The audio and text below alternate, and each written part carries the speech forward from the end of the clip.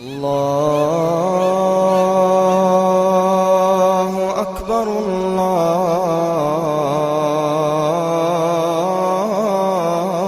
الله أكبر الله أكبر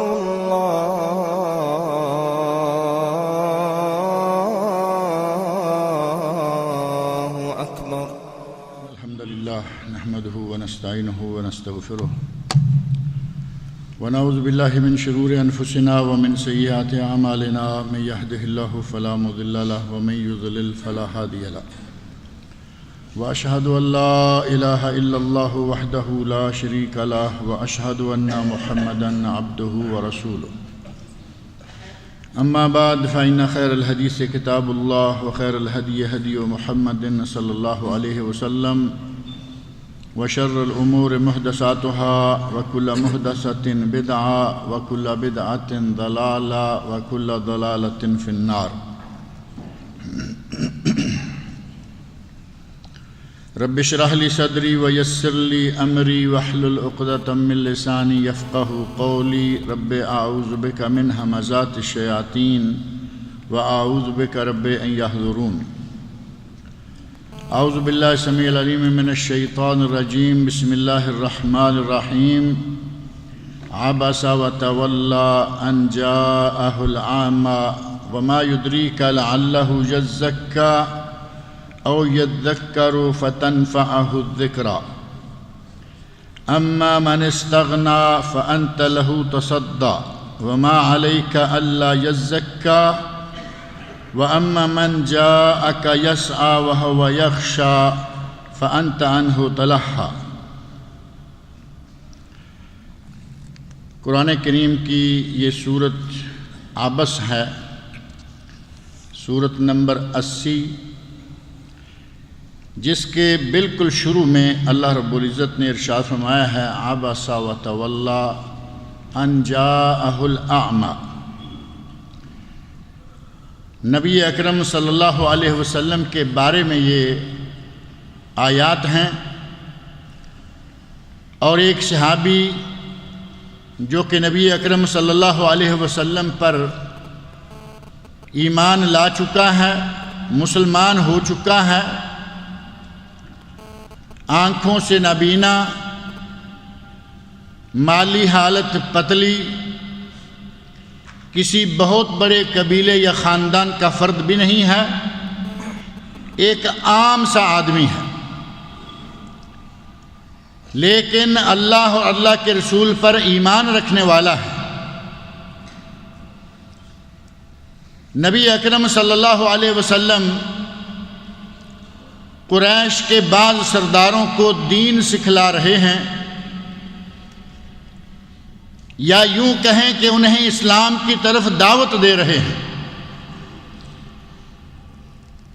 بڑے بڑے سردار ہیں، مکے کے مشہور لوگ ہیں، حجاز میں ان لوگوں کا نام ہے. ان کو دعوت دینے کے دوران نابینا صحابی، پتلی سی حالت، نبی صلی اللہ علیہ وسلم کے پاس پہنچ گیا اور کہتا ہے یا رسول اللہ صلی اللہ علیہ وسلم، مجھے یہ مسئلہ بتائیے. نبی صلی اللہ علیہ وسلم تھوڑا سا اعراض کرتے ہیں، یہ نہیں کہ کچھ برا بلا کہا ہو، یہ تو نبی صلی اللہ علیہ وسلم سے توقع ہی نہیں کی جا سکتی کہ زبان مبارک سے کسی کے خلاف آپ نے کچھ کہا ہو. قطعاً نہیں. صرف اتنا کیا کہ میں ان بڑے لوگوں کو دعوت دے رہا ہوں. یہ غریب سا آدمی، سادہ سا شخص، لباس و پوشاک میں بالکل عام سا انسان ہے، یہ نہ آتا تو اچھا تھا. صرف اس بنیاد پر تھوڑی سی تیوڑی چڑھائی. وہ نابینا ہے، وہ تو دیکھ بھی نہیں سکتے. بینا آدمی کے سامنے آپ تھوڑا سا ناک پونچھ چڑھائیں، وہ فوراً سمجھ جائے گا. ہو سکتا ہے کہ وہ روانہ ہو جائے کہ مجھے تمہارے پاس اب بیٹھنا بھی نہیں، لیکن یہ نابینا ہیں، آنکھوں سے نابینا ہیں، نبی صلی اللہ علیہ وسلم کے چہرہ انور کو دیکھ بھی نہیں سکتے، لیکن وہ ذات جو 7 آسمانوں سے اوپر اپنے عرش پر ہے، اس ذات نے اپنے نبی کا رویہ دیکھ لیا کہ میرے نبی نے ایک مسلمان، ایک صحابی، اپنے ایک ساتھی، ایک غریب آدمی کے آنے پر میرے نبی نے یہ رویہ اختیار کیا ہے۔ قرآن کریم میں یہ پوری صورت نازل فرما دی، عبس وتولی ان جاءہ الاعمی، میرا نبی جس نے ناک منہ چڑھایا، جس نے تھوڑا سا اعراض کیا، ان جاءہ الاعمی، سبب کیا ہے؟ صرف یہ کہ ایک اندھا تیرے پاس آ گیا ہے۔ پوری صورت عبسہ کھول کر دیکھیں، اللہ رب العزت نے نبی صلی اللہ علیہ وسلم کو اچھا بھلا جھڑکا۔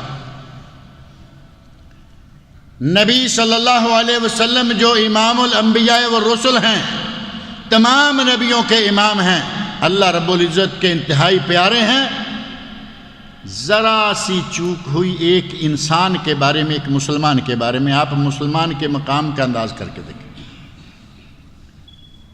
مسلمان کے بارے میں ذرا سی چوک ہوئی، اللہ رب العزت نے جھڑکا، فرمایا عبس وتولی، ناک منہ چڑھایا اور منہ پھیر لیا، ان جاءہ الاعمی، کہ اس کے پاس ایک نبینہ آ گیا، وما یدریک لعلہ یزکی، اے میرے نبی آپ کیا جانیں کہ یہ نصیحت پا جائے، یہ پاک ہو جائے، او یذکر، یا یہ نصیحت پا جائے، فتنفعہ الذکری، اور اسے نصیحت فائدہ دے جائے، اما من استغنا، اور جو لاپرواہ ہیں، جن کے پیچھے آپ لگے ہوئے ہیں وہ لاپرواہ ہیں، فأنت لہ تصدی، اور آپ ان کے پیچھے لگے ہوئے ہیں، وما علیک الا یزکی، آپ پہ تو کوئی گناہ نہیں ہے، یہ مسلمان ہوں یا نہ ہوں، لیکن جو مسلمان ہو چکا ہے اس سے آپ اعراض کریں، یہ اللہ کی ذات کو پسند نہیں ہے۔ وَأَمَّا مَنْ جَاءَكَ يَسْعَى، اے میرے نبی تیرے پاس ایک آدمی بھاگتا ہوا سوال کرنے کے لیے، اپنی حاجت پوچھنے کے لیے آیا، وَهُوَ يَخْشَى، اور اس کے دل میں میرا ڈر بھی ہے، خوف ہے، خشیت ہے، فَأَنْتَ عَنْهُ تَلَهَّى، آپ اس سے غفلت برت رہے ہیں، لاپرواہی برت رہے ہیں۔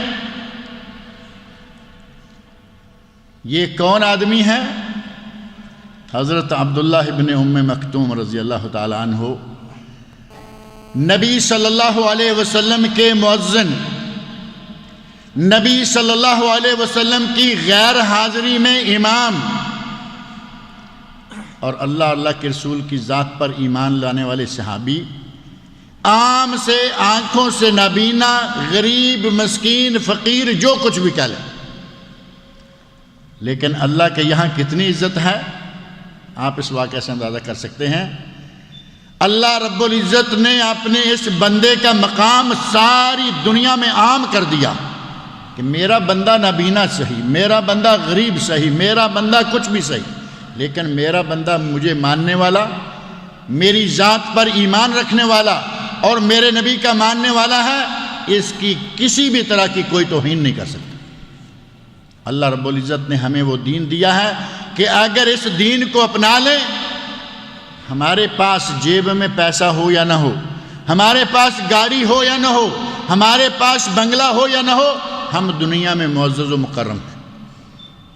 اور مسلمان کو یہ رویہ اپنانا چاہیے کہ اگر مسلمان ہیں تو دنیا کی تمام اقوام سے اعلیٰ ہے۔ سورۃ آل عمران کھول کر دیکھیں، آیت نمبر 139، اللہ رب العزت نے ارشاد فرمایا ہے، وَلَا تَهِنُوا وَلَا تَحْزَنُوا وَأَنْتُمُ الْأَعْلَوْنَ إِن كُنتُم مُؤْمِنِينَ، اے لوگو اگر مومن ہو، بنیادی شرط یہ ہے کہ مومن ہو، اگر تم مومن ہو لا تہنوا، تو پھر کمزور نہ پڑو، ولا تحزنوا، اور کوئی غم نہ کرو، کوئی فکر نہ کرو، انتم الاعلون، تم دنیا میں اعلیٰ ہو، تم دنیا میں اولا ہو، تم دنیا میں بالا ہو۔ صحابہ کرام رضی اللہ عنہم نبی اکرم صلی اللہ علیہ وسلم کے ساتھ جو جو واقعات پیش آئے، اور صحابہ کرام نے اپنے کردار عالی سے یہ ثابت کر دیا کہ ہم دنیا میں اعلیٰ ہیں۔ حضرت ربعی بن عامر رضی اللہ تعالی عنہ صحابی رسول ہیں، 30 سال کی عمر، نوجوان، سیدھے سادے، کوئی ہوا نہیں، کوئی ٹیپ ٹاپ نہیں، بدو، اعرابی صحابی، لیکن اللہ کی ذات پر ایمان لا چکے ہیں، مسلمان ہیں۔ فارس جو اس زمانے میں بہت بڑی حکومت شمار ہوتی تھی، روم، فارس، یہ قیصر اور کسریٰ دونوں کے ملک اپنے آپ کو سب سے بڑے تہذیب یافتہ ملک یہ کہا کرتے تھے کہ ہماری تہذیب، رومانی اور ایرانی یہ تہذیبیں بڑی مشہور تھی۔ قیصر روم، کسریٰ ایران، کسریٰ ایران نے 2,80,000 کی فوج، آپ اندازہ کریں کہ یہ کتنی خلقت بنتی ہے، 2,80,000 کی فوج تیار کی اور مسلمانوں پر حملے کا پروگرام بنایا۔ نبی اکرم صلی اللہ علیہ وسلم کے صحابی حضرت ربعی بن عامر رضی اللہ عنہ کو سفیر بنا کر بھیجا گیا کہ جاؤ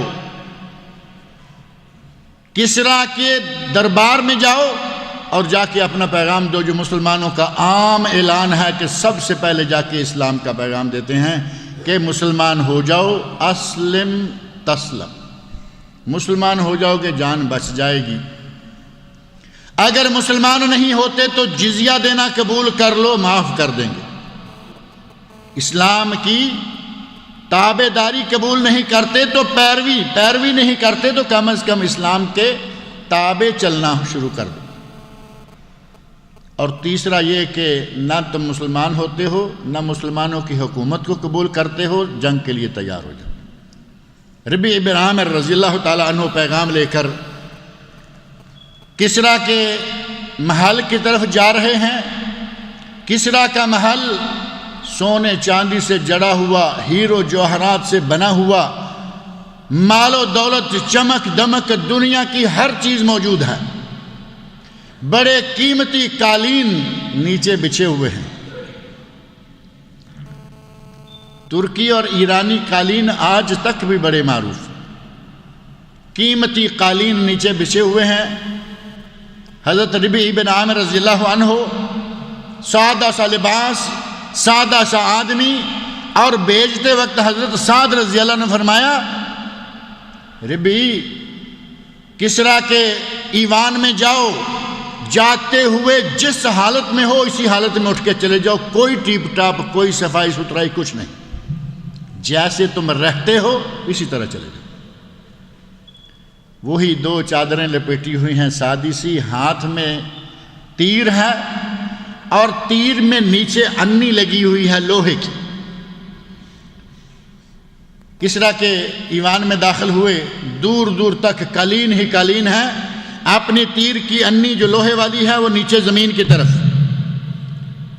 اور پوری شان استغنا کے ساتھ، بے باکی، شجاعت، بہادری کا انتہا، یہ نہیں کیا کہ ان کا اتنا قیمتی قالین ہے میں اس کو بچاتے چلا جاتا ہوں، نہیں، انہیں کہا گیا ہے کہ تم جیسے چلتے ہو، جیسے رہتے ہو اسی طرح جاؤ، اور ان کی عادت ہے کہ چلتے ہوئے تیر کی انی نیچے رکھتے ہیں زمین میں۔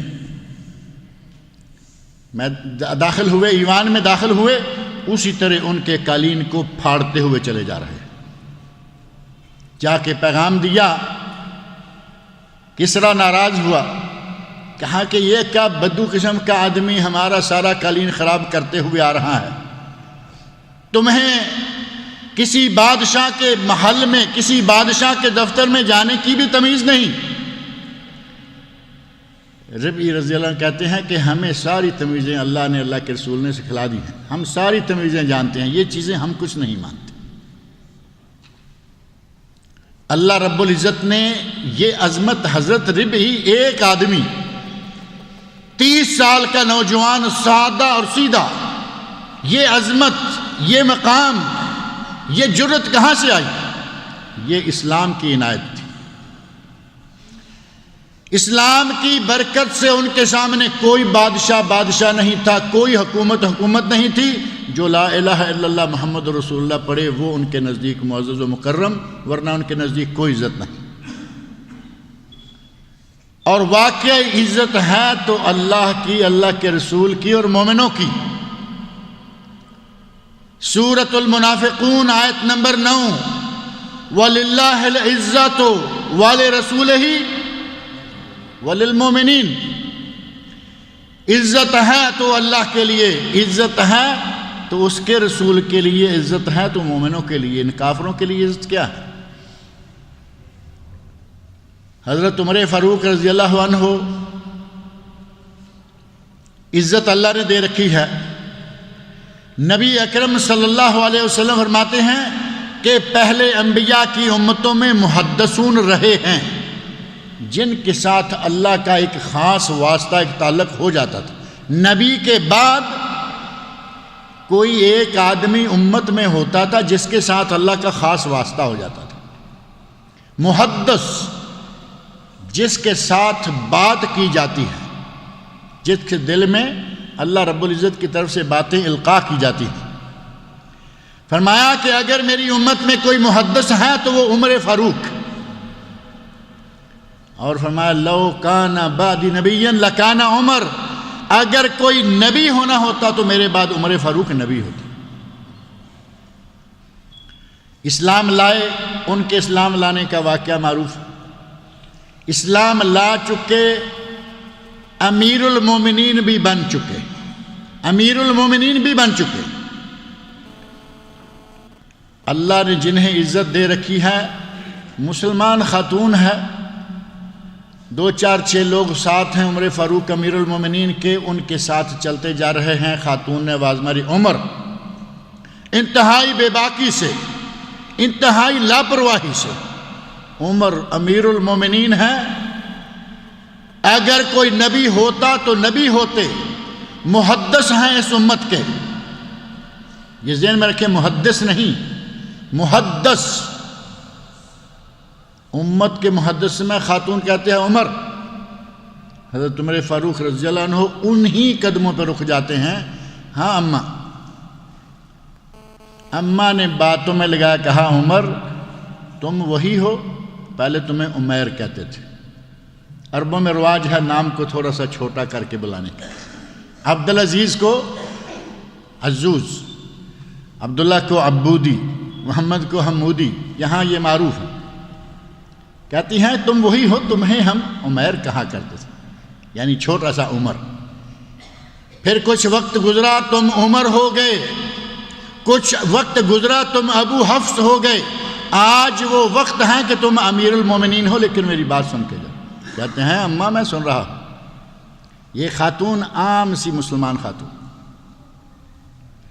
دیر تک خاتون باتیں کرتی رہی۔ عمر فاروق رضی اللہ عنہ سنتے رہے۔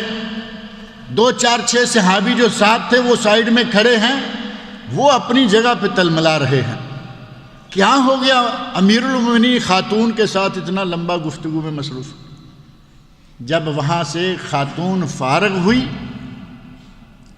عمر فاروق رضی اللہ عنہ وہاں سے چلے، صحابہ کے پاس پہنچے تو صحابی کہتے ہیں کہ امیر المومنین کیا ایک بڑھیا کے پاس اتنا لمبا، اتنی لمبی بات سننے لگ گئے؟ کہا تم نہیں جانتے یہ بڑھیا کون تھی؟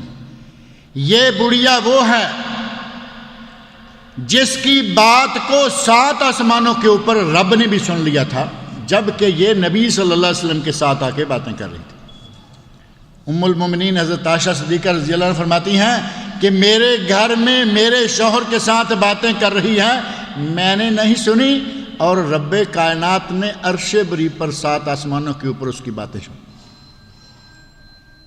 تشتکی الی اللہ زوجہ، یہ وہ عورت ہے جو اپنے شوہر کی شکایت اللہ کی جناب میں اور رسول اللہ صلی اللہ علیہ وسلم کے پاس بیٹھ کے کر رہی ہے۔ حضرت خولہ رضی اللہ عنہ، اللہ نے اسلام کی برکت سے انسانوں کو وہ عزت دی کہ ان کے سامنے کوئی نہیں، اللہ اور بس۔ عمر فاروق رضی اللہ عنہ بیت المقدس کی طرف روانہ ہوئے، اور ایک ساتھ غلام ہے، سواری ایک ہے، کبھی غلام سوار کبھی امیر المومنین سوار، باری باری۔ ہماری سواریوں کا عالم آپ دیکھیں اور امیر المومنین کا حال دیکھیں۔ امیر المومنین جو ایک وقت میں آدھی سے زیادہ دنیا کے مالک ہیں، سواری میں اپنے ساتھ ایک آدمی شیئر کرتے جا رہا ہے، کبھی امیر المومنین سواری پر کبھی غلام سواری پر، باری باری سوار ہوتے جا رہے ہیں۔ بیت المقدس کے قریب شہر میں داخل ہونے کا وقت آ گیا، باری غلام کے سوار ہونے کی آ گئی، کیونکہ پیچھے سے تو پتہ نہیں نا کب کب سواری آئے گی، باری آئے گی۔ جب شہر میں داخلے کا وقت آیا، امیر المومنین کے لگام پکڑنے اور غلام کے سوار ہونے کا وقت آ گیا، غلام گھبرا رہا ہے، کہتا ہے امیر المومنین شہر میں داخل ہوں گے، امیر المومنین لوگ دیکھیں گے، امیر المومنین لوگ کیا کہیں گے۔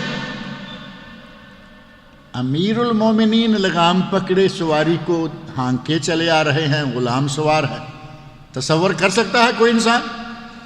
آج کا چھوٹا سا افسر بھی یہ گوارا نہیں کرے گا، چہ جائے کہ امیر المومنین آدھی سے زیادہ دنیا کے مالک سواری پر نوکر ہے، خود لگام پکڑی ہوئی، اور لباس کا کیا عالم ہے؟ پیوند لگا ہوا ہے، کپڑوں میں پیوند لگے ہوئے ہیں امیر المومنین، لیکن عزت اللہ نے دے رکھی ہے، کپڑوں میں عزت نہیں، عزت اللہ نے دے رکھی ہے سواریوں میں عزت نہیں، عزت اللہ نے دے رکھی ہے کوٹھیوں میں عزت نہیں، کوٹھیوں میں بڑے بڑے ذلیل لوگ بستے ہیں۔ اسلام نہیں ہے، کچھ بھی نہیں۔ اگر کسی کی جھولی میں اسلام کی دولت نہیں، اس کے پاس کچھ بھی نہیں ہے، اور اگر کسی کو اللہ اسلام دے دے، روٹی کھانے کو مل رہی ہے، امن و امان ہے، صحت ہے، نبی اکرم صلی اللہ علیہ وسلم نے فرمایا کأنما حیزت لہ الدنیا بحذافیرہا، اس کے گھر میں ساری دولت موجود ہے، اسلام ہے، امن و امان ہے، صحت و عافیت ہے، ایک دن کا کھانا ہے۔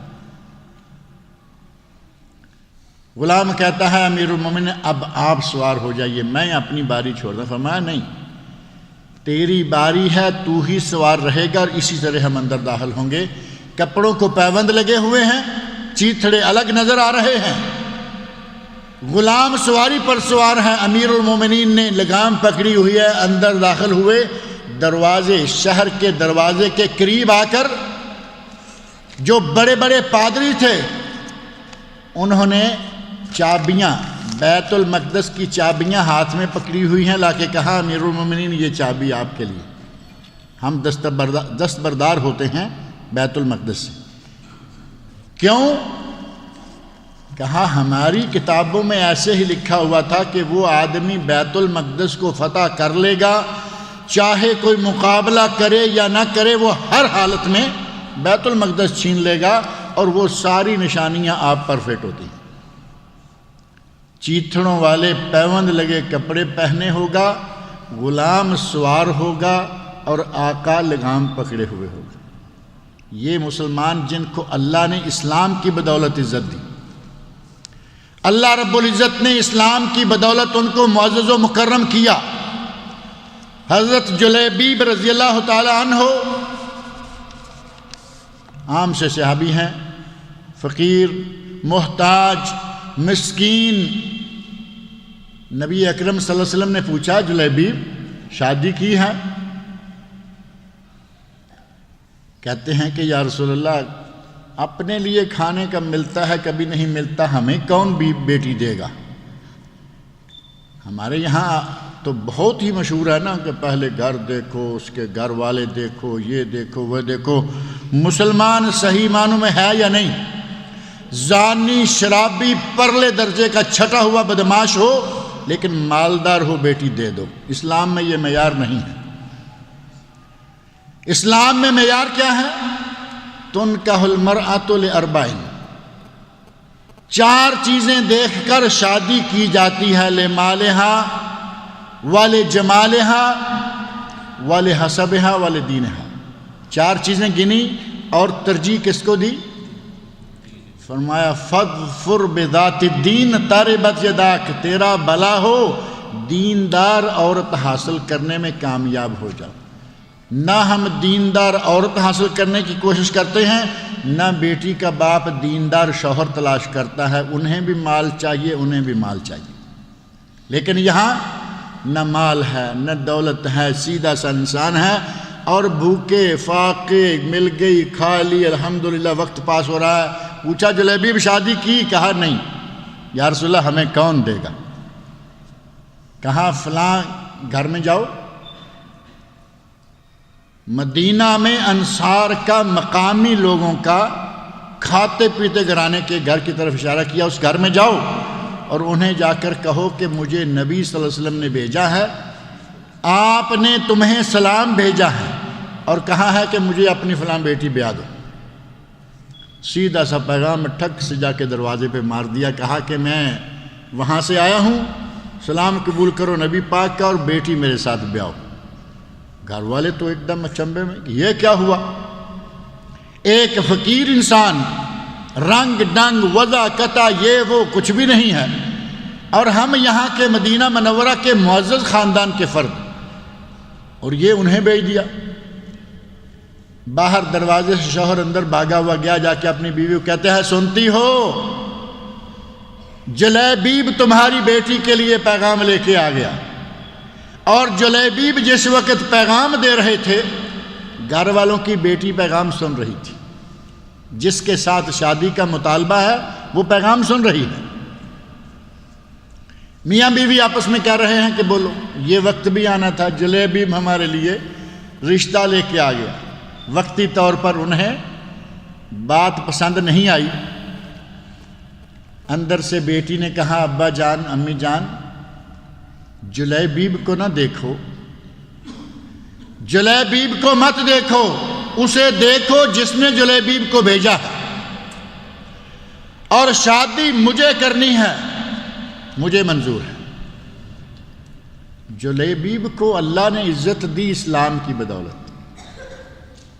ہم آج کسی میٹنگ میں بڑی مشکل سے اپنے آپ کو مسلمان کہنا پسند کرتے ہیں۔ میٹنگ میں کچھ فرینچ ہیں، کچھ برٹشر ہیں، کچھ امریکن ہیں، 2-4 مسلمان ہیں۔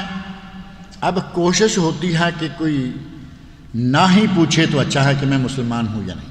اتنا گھبرائے ہوئے، اتنا اپنے آپ کو پسماندہ سمجھنے والے۔ مسلمان تو اسلام پر فخر کیا کرتے تھے کہ ہم مسلمان ہیں، کافی ہے،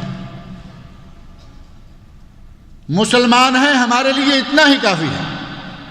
لیکن آج کوشش ہے کہ اپنے ناموں کو، یہ ہمارے بہت سارے لوگ ذرا مالدار ہو جائیں، اس طرف چلے جائیں۔ یعقوب اپنے آپ کو جیکب کہتا نظر آ رہا ہے۔ یعقوب نے اپنے آپ کو جیکب، بڑے بڑے ناموں کو چھوٹے چھوٹے انگلش نام میں چینج کر دیا تاکہ ملے جلے چلے گئے، معاشرے میں مکس ہو کے رہیں۔ ہم مسلمانوں کو یہ معاشرہ اپنے اندر قبول ہی نہیں کر سکتا۔ مسلمان جب بھی صحیح معنوں میں مسلمان ہو جائے، صرف مسلمان ہو جائے، انشاءاللہ دنیا میں معزز و مکرم ہے۔ وَلَا تَهِنُوا وَلَا تَحْزَنُوا وَأَنْتُمُ الْأَعْلَوْنَ۔ اللہ نے فرمایا کہ تم اعلیٰ ہو، تم اونچے ہو، تم بالا ہو، گھبرانے والی کیا بات ہے؟ اللہ رب العزت نے کہا اے ایمان والو تم اعلیٰ ہو، بالا ہو، لیکن ہم پہلے نمبر پر ایمان والے ہی پورے نہیں بن پاتے۔ اسلام ہی ہمارا جو ہے وہ اسی طرح کا رہتا ہے۔ اللہ کی عبادت کرتے ہیں کنارے پہ کھڑے ہو کر، کہ اگر ادھر فائدہ ہوا تو ادھر چلے جائیں گے، ادھر فائدہ ہوا تو ادھر چلے جائیں گے۔ اسی کا نتیجہ ہے کہ آج مسلمان اپنے آپ کو چھپا رہا ہے، نہ صحیح اسلام پہ چلنا ہے، نہ اپنے آپ کو مسلمان ہونے کے طور پر کہیں پیش کر سکتا ہے، جبکہ اللہ نے اسلام کو وہ مقام دیا ہے کہ اسلام کے مقابلے میں دین کو نہیں، مسلمان کے مقابلے میں انسان کو نہیں۔ اور آج ہمارے نبی کو بھی لوگ کہاں سے کہاں لیے پھر رہے ہیں۔ مسلمان آج اتنا کمزور ہو گیا، اتنا شرمانا شروع ہو گیا کہ ابھی آپ کو معلوم ہوا نئے سرے سے پھر ایک ہالینڈ والوں نے ایک نئی فلم اتار دی ہے، کارٹونی فلم ہے، لیکن نبی پاک صلی اللہ علیہ وسلم اور اہل بیت، نبی صلی اللہ علیہ وسلم کی ازواج مطہرات، نبی صلی اللہ علیہ وسلم کے گھر والوں کے بارے میں انتہائی گھنونے قسم کے کارٹون بنائے، اور ابھی یہ فلم دوبارہ انہوں نے کہا مسلمان میت ہو چکے ہیں، مر چکے ہیں، ہم جب چاہتے ہیں ان کو چھیڑتے ہیں، ان کے یہاں وہ حس نہیں رہی۔ یہ نیا بالکل ابھی نیا کام شروع ہو گیا۔ اگر ہم صحیح معنوں میں مسلمان ہوں، یقین مانے دنیا، نبی اکرم صلی اللہ علیہ وسلم نے فرمایا تھا اوتیت خمسا لم یؤتہن نبی قبلی، اللہ نے مجھے 5 ایسی چیزیں دی ہیں کہ پہلے کسی نبی کو بھی نہیں دی، اور سب سے پہلی چیز بتائی نصرت بالرعب مسیرۃ شہر، ابھی میرے اور دشمن کے درمیان میں 1 مہینے کی مسافت ہوتی ہے، دشمن کو پتہ چل جائے کہ نبی پاک مدینہ سے روانہ ہوئے ہیں، وہ وہیں تھر تھر کانپنا شروع ہو جاتے ہیں۔ مسلمان تو اسی کے ماننے والے ہیں نا، ان کے گھر میں آ کر لوگ حملہ کر رہے ہیں، ان کے ملک میں آ کر حملہ کر رہے ہیں، اور ان کے گھر گھر میں نبی پاک صلی اللہ علیہ وسلم کی توہین کے مناظر پہنچائے جا رہے ہیں۔ مسلمان ٹس سے مس نہیں ہو رہے۔ بہت محنت، بہت کوشش، بڑی قربانی دیں گے جب یہ صرف ان کے ملکوں سے آنے والا صرف چیز چھوڑ دیں۔ یہ تو کوئی چیز چھوڑنے کو تیار نہیں، یہ تو کوئی بھی چیز ان کی چھوڑنے کو تیار نہیں ہے۔ صرف چیز کیا؟ بٹر، چیز، یہ وہ کہتے ہیں جی ہالینڈ کا، کیا بات، مرغی، سعودی عرب کی مرغی، مریل سی مرغی ہے، اس کا کیا کھانا ہے؟ ان کو وہیں کی مرغی بھی چاہیے، اور اس کے گن گاتے نہیں تھکتے، وہ جی بڑا بڑا لیگ پیس ہوتا ہے، بڑی یہ ہوتی ہے۔ اللہ کے نیک بندو، تمہارے نبی پر وہ حملے کریں، تمہارے نبی کی پگڑی اچھالنے کی کوشش کریں، تمہارے نبی کے گھر والوں کی آبرو ریزی کی کوششیں کریں، اور تم ان کی مرغی کی لیگ پیس دیکھ رہے ہو۔ اگر ہم آج بھی صحیح معنوں میں مسلمان ہو جائیں، کسی قوم کو جرأت نہ ہو کہ وہ ہمارے نبی کے خلاف زبان بھی کھولے۔ ہمارے نبی کو اللہ نے یہ عنایت فرمائی تھی کہ 1 مہینے کی مسافت سے دشمن ڈر جاتے تھے۔ اس نبی کی امت میں یہ خیر و برکت موجود ہو اگر یہ مومن ہوں تب۔ اللہ نے شرط لگائی ہے، ان کنتم مومنین انتم الاعلون لا تہنوا، وہن، کمزوری، اپنے آپ کو کمزور نہ سمجھو، ولا تحزنوا، غم بھی نہ کرو، کسی قسم کا فکر پریشانی نہیں، انتم الاعلون، تم بالا ہو، ان کنتم مومنین، شرط یہ ہے کہ پہلے پکے مومن ہو جاؤ۔ اللہ رب العزت مجھے اور آپ سب لوگوں کو پکا اور سچا مومن بنائے، مسلمان بنائے۔ اللہ رب العزت ہمیں اپنے اسلام پر فخر کرنے کی توفیق عطا فرمائے، اور یہ فخر تبھی کر سکیں گے جب مسلمان ہوں گے۔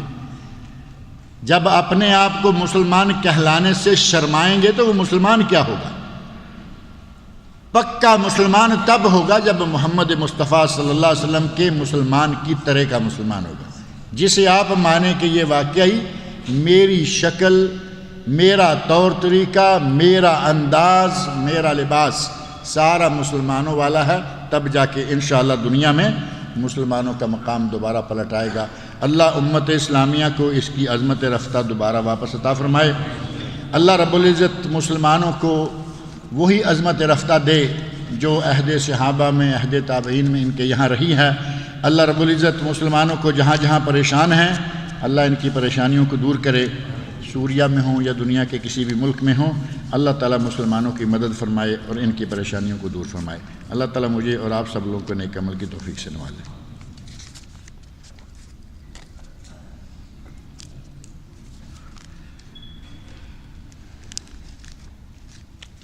عید میلاد النبی کے بارے میں، عید میلاد النبی کی حقیقت کیا ہے؟ ایک DVD ہے اور دوسری ہے شان مصطفیٰ صلی اللہ علیہ وسلم۔ یہ دونوں DVDs ہیں، جن صاحبان کو چاہیے ان سے لیتے جائیے۔ کسی نے لکھا ہے کہ میرے دوست کی بہن، آگے پتہ نہیں بیسا ہے یا بیشا ہے، وہاں بہت بیمار ہے۔ بیشا شہر ہے بیشا میں ایک، لیکن یہ ہو سکتا ہے کہ کوئی ملک۔ بہرحال یہ خاتون جہاں بھی ہیں اللہ رب العزت ان کو شفائے کاملہ عاجلہ عطا فرمائے، اور جتنے بھی مومن مسلمان اہل توحید بیمار ہیں اللہ رب العزت ان سب کو شفائے کاملہ عاجلہ عطا فرمائے۔ نعتیں پڑھنا کیا ثواب کا کام ہے؟ آج کل پاکستان میں نعتوں کا بہت چرچا ہے، جلوس میں لوگ نعتیں پڑھتے ہوئے جا رہے ہیں۔ صرف نعتیں پڑھتے ہوئے نہیں، ابھی رات کی خبر ہے کہ لوگوں نے ڈگ لگا رکھے ہیں، اس پہ پورے ردم کے ساتھ ساز بجتا ہے اور اس پر ڈانس کرتے ہیں۔ یہ تو کنجروں والا کام ہے، کیا خیال ہے؟ میرا لفظ پنجابی ہے یہ، لیکن یہ نبی صلی اللہ علیہ وسلم سے محبت کا انداز نہیں، یہ بھانڈوں مراسیوں اور کنجروں والا کام ہے ڈانس کرنا۔ مسلمان ڈانس نہیں کیا کرتے، ڈانس ہو رہے ہیں، میوزک سن رہے ہیں، اور عیسائیوں کی طرح مکمل آج کل کرسمس اور 12 ربیع الاول کیک کاٹنے کے انداز، اسی طرح کے ڈانس، اسی طرح کے میوزک، اسی طرح کے۔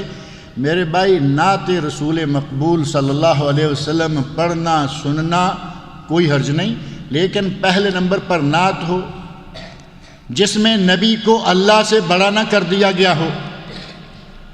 اللہ کا پکڑا چھڑائے محمد، اور محمد کا پکڑا چھڑا کوئی نہیں سکتا۔ یہ نعت پڑھیں گے اور پھر مسلمان بھی کہلائیں گے، پتہ نہیں کہاں کی مسلمانی ہے ہماری۔ اور اسی طرح کوئی ایک نہیں، بے شمار نعتوں کا انداز ہی عجیب و غریب ہے کہ کبھی کہتے ہیں کہ نبی موجود ہے، کبھی کہتے ہیں کہ نبی موجود ہے، کبھی کہتے ہیں ہمیں مدینے اپنے پاس بلا لو۔ یہ نبی تیرے پاس موجود ہے تو مدینے کس کے پاس جانا چاہتے ہیں؟ اور ہمارے مولانا منظور صاحب آج کل پاکستان سے سعودی عرب میں آئے ہوئے ہیں، وہ کہا کرتے ہیں کہ بڑے راگ لگا لگا کے کہتا ہے کہ میں تو نبی پاک کو چٹھیاں بھیج رہا ہوں۔ وہ کہتے ہیں اپنے پاس احمق انسان، نبی اگر تیرے پاس موجود ہے چٹھی کس کو بھیج رہے؟ یہ نعتیں پڑھو گے آپ لوگ اور کہو گے کہ کیا یہ نعتیں جائز ہیں یا نہیں، جن میں حماقت، جن میں اللہ رب العزت کی شان میں گستاخیاں، جن میں نبی صلی اللہ علیہ وسلم کی نافرمانیاں۔ نبی صلی اللہ علیہ وسلم نے فرمایا ہے لا تطرونی کما اطرت النصارى عیسی ابن مریم، اے لوگو جس طرح عیسائیوں نے عیسیٰ بن مریم کو اس کے مقام سے عالی بلند کر دیا تھا، مجھے ایسا نہ کرنا، اور ہم کر رہے ہیں۔ ایسی کوئی نعت پڑھنا سننا قطعاً جائز نہیں ہے، وہ چاہے پاکستان میں ہو، انڈیا میں ہو، یہاں کسی گھر میں گھس کر ایسی نعتیں کو پڑھ رہا ہو، یہ سننا، ان محفلوں میں جانا بیٹھنا یہ جائز نہیں ہے۔ اور جلوس اور یہ اور وہ جو بھی یہ ہمارے پاکستان انڈیا میں ہو رہا ہے، لوگ کر رہے ہیں 12 ربیع الاول کے نام سے، اور عرصہ دراز سے یہ یوم وفات تھا، 12 وفات، اب یوم جشن ہو گیا ہے۔ اب یہ بہت پرانی بات نہیں، جب تک یہ 12 وفات تھا، آپ میں سے بہت سارے لوگ اس زمانے کو جاننے والے ہیں۔ 12 وفات کہی جاتی تھی، اب وہ جشن میلاد ہو گیا ہے۔ کسی نے لکھا ہے کہ عورتوں کے لیے خطبہ سننے کا انتظام نہیں ہے، یہ یہاں جگہ کی کچھ مجبوری ہے۔ مؤذن صاحب جب تک نہیں تھے تو ان کا فلیٹ پورے کا پورا خالی تھا، خواتین وہاں آیا کرتی تھیں۔ ابھی مؤذن صاحب آگے ہیں تو ظاہر ہے کہ وہ فلیٹ بجی ہو گیا، اور اوپر یہ جگہ ہے، وہ کہتے ہیں کہ یہ چونکہ اندر مرد پورے نہیں آ پاتے تو عورتوں کے لیے کیا کریں ہم۔ اور ساتھ یہ بھی سنا ہے کہ کوشش کی جا رہی ہے اوقاف سے اجازت لینے کی کیونکہ بغیر اوقاف کی اجازت کے خواتین کو مسجد میں جمعہ کے لیے آنے کا انہوں نے پرمیشن نہیں دے رکھی. کہہ رہے ہیں کہ اجازت لے رہے ہیں, اللہ عالم. اللہ کرے کہ جلدی اجازت ہو جائے, خواتین بھی جمعہ میں آ سکیں. قیامت کی نشانیوں میں سے کوئی ایسی نشانی سے متعلق کوئی ایسی حدیث میں جس میں بتایا گیا ہو کہ قرب قیامت لوگ چھٹیاں گزارنے کے لیے مکہ مکرمہ کا سفر کریں گے؟ میرے علم میں ایسی کوئی نشانی نہیں ہے کہ لوگ چھٹیاں گزارنے کے لیے, چھٹیاں گزارنے کا میں نے الحمدللہ نشانیاں بہت پڑھی ہیں, ان میں یہ ذکر کہیں نہیں آیا کہ چھٹیاں گزارنے کے لیے لوگ مکہ مکرمہ آیا کریں گے. لیکن یہ فیشن ایک الگ بات ہے کہ لوگ فیشن بنا چکے کہ چھٹیاں گزارنے کے لیے, مارکیٹنگ کے لیے, سیر و سیاحت کے لیے مالدار لوگ جو ہیں وہ مکہ آتے ہیں. دل کے اندر مکہ کا احترام, بیت اللہ کا مقام, وہ چیز ہے یا نہیں ہے, مکہ جاتے ہیں, عمرہ بھی کرتے ہیں, طواف بھی کرتے ہیں, سعی بھی کرتے ہیں, اور ہنستے کھیلتے جاتے ہیں, ہنستے کھیلتے آتے ہیں. عورتیں اریاں اور ننگی, آدھی سے زیادہ ننگی, کیا وہ عمرہ کریں گے؟ ان کا عمرہ کیا ہوگا؟ نہ سنت کے مطابق لباس, نہ مسلمان خاتون والا لباس, اور وہ کہیں کہ ہم مکہ سے عمرہ کر کے آگے ہیں. اللہ تعالیٰ ایسے لوگوں کا عمرہ قبول فرمائے اور آئندہ کے لیے ان کو اللہ ہدایت عطا فرمائے کہ وہ صحیح مسلمانوں والا لباس پہنیں. اہل تشیع اور بریلویوں نے اپنے لوگوں کو سالانہ جلوس کا پلیٹ فارم دیا ہوا ہے, جبکہ اہل حق کے پاس کوئی پلیٹ فارم نہیں ہے. ڈانس کرنا چاہتے ہیں آپ بھی, ان کے لیے تو یہ پلیٹ فارم ہے. آج کل پچھلے دنوں سے یہ چل رہا ہے, سارے شہروں کو سجایا ہوا ہے اور ڈانس کر رہے ہیں اور میوزک سن رہے ہیں. اہل حق کو یہ چیزیں نہیں چاہیے. اہل حق کے پاس الحمدللہ پلیٹ فارم موجود ہیں, جمعے کے خطبے ہیں, دروس ہیں, جگہ جگہ جہاں چاہیں آپ درس دیتے ہیں. اللہ رب العزت کا احسان ہے. وہ پلیٹ فارم اگر آپ کا جی چاہ رہا ہے کچھ ایسا کرے تو یہ اہل حق کا شیوا نہیں ہے, وہ انہیں کرنے دے جو کر رہے ہیں. صحیح عقیدہ کہتے ہیں کہ اہل حق کو بھی ایسا پلیٹ فارم دے کر صحیح عقیدہ اور اسے منظم کیا جا سکتا ہے, جیسے خلفائے راشدین کے نام پر سال میں کوئی ایک دن مقرر کیا جائے.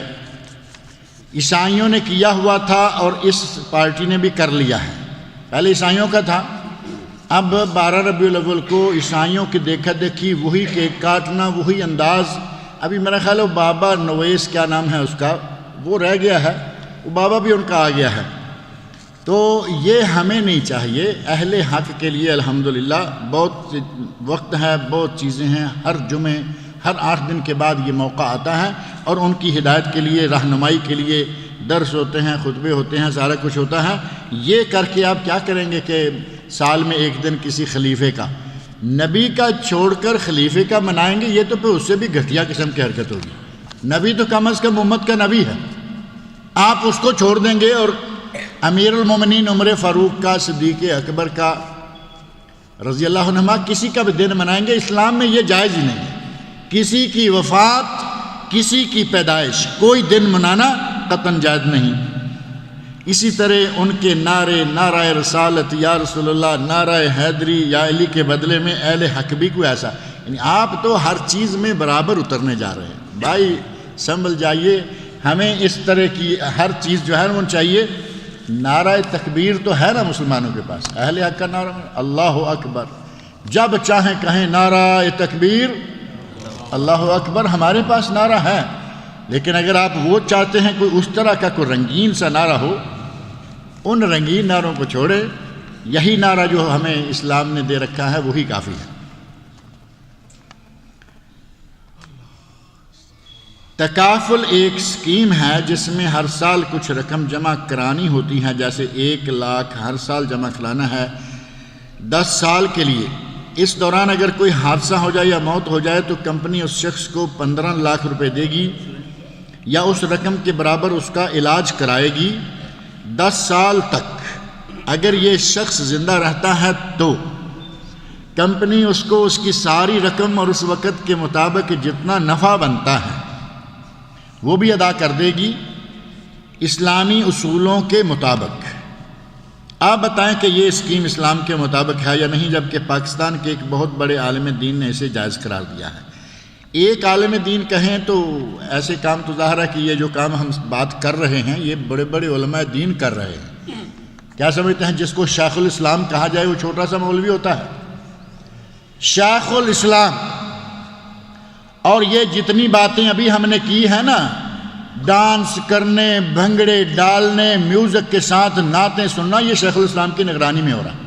اگر ایسے ہی مولویوں کی بات کرتے ہیں تو پھر اللہ تعالیٰ ہمیں رزق حلال عطا فرمائے، ہمیں ایسی اسکیمیں نہیں چاہیے۔ لیکن اگر کہیں صحیح اسلامی اصولوں کے مطابق مقامی علماء کے کسی بورڈ کے زیر نگرانی کام ہو رہا ہے، شرکت کیجیے، انشاءاللہ کوئی حرج نہیں۔ لیکن یہ تکافل اسکیم کی ڈیٹیل میں نہیں جانتا کہ یہ کیا ہے کیا نہیں ہے اور کس عالم نے کیا دیا ہے۔ اگر ایسا کوئی عالم ہے تو وہ معروف ہے کہ اس کا حال کیا ہوگا۔ کیا اسلامی بینک میں پیسے جمع کرانا جائز ہے جبکہ وہ فکس پرافٹ نہیں دیتے لیکن پرافٹ ضرور دیتے ہیں؟ فکس پرافٹ نہیں دیتے، پرافٹ ضرور دیتے ہیں۔ بزنس میں پرافٹ تو ہوتا ہے لیکن کبھی فکس ہوا ہے؟ کبھی 1000، کبھی 10,000، کبھی لاکھ، کبھی زیرو، کبھی لاس۔ یہ پرافٹ جو ہے یہ جائز ہے، یہ حلال ہے۔